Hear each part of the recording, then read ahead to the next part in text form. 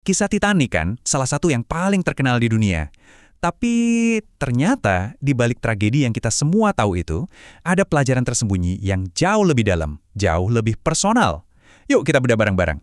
Ini dia kan, ironi paling utamanya, kapal yang digadang-gadang nggak mungkin tenggelam, malah karam di pelayaran pertamanya.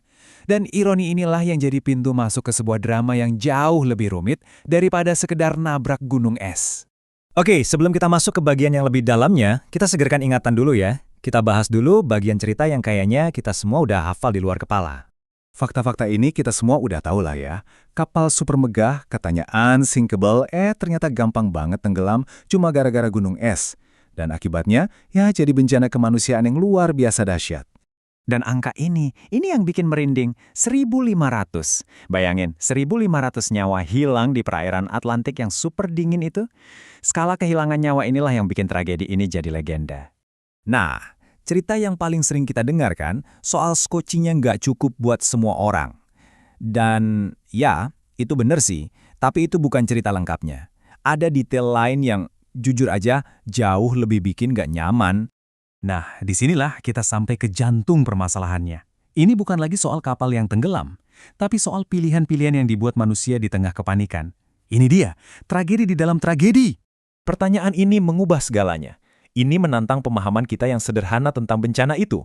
Kalau ada ruang kosong, kenapa begitu banyak orang meninggal? Coba deh lihat perbandingan ini gila banget. Sekoci yang muat 60 orang, di beberapa perahu isinya cuma 4 atau 5 orang. Cuma segitu. Setiap kursi kosong itu tadinya bisa jadi satu nyawa yang selamat. Terus, kenapa mereka nggak balik lagi? Jawabannya satu kata. Takut.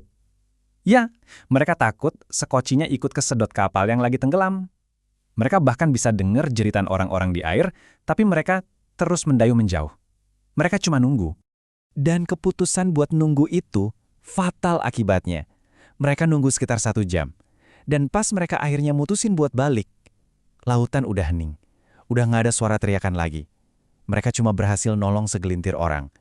Mereka nunggu sampai semuanya terlambat. Oke, sekarang kita geser sedikit ya. Cerita ini ternyata bukan cuma sekedar peristiwa sejarah.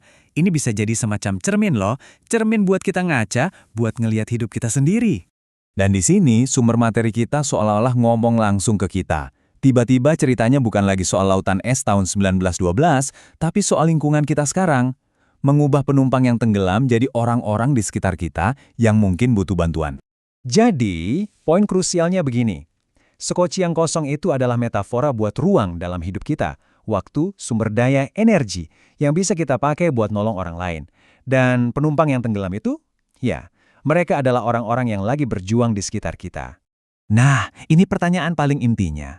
Apakah kita, kayak penumpang di sekoci itu, terlalu fokus sama kenyamanan dan keamanan kita sendiri sampai kita mendayung menjauh dari jeritan atau kebutuhan orang-orang di sekitar kita? Paham metaforanya itu satu hal, tapi itu nggak cukup.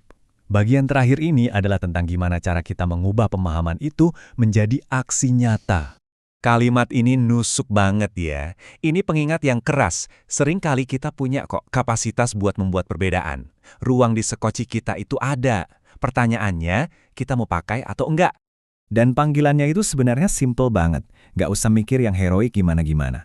Mulai aja dari kesadaran, lihat sekeliling, terus ambil tindakan, ulurkan tangan. Dan yang paling penting, lakuin sekarang sebelum semuanya terlambat. Pada akhirnya, pelajaran dari sekoci Titanic yang setengah kosong itu bukanlah soal ketakutan, melainkan tentang ketidakpedulian. Tragedi terbesar seringkali bukanlah bencana itu sendiri, tapi kegagalan kita untuk saling menolong saat kita punya kemampuan buat melakukannya. Jadi, pertanyaan yang tersisa untuk kita renungkan adalah, seberapa penuhkah sekoci kita?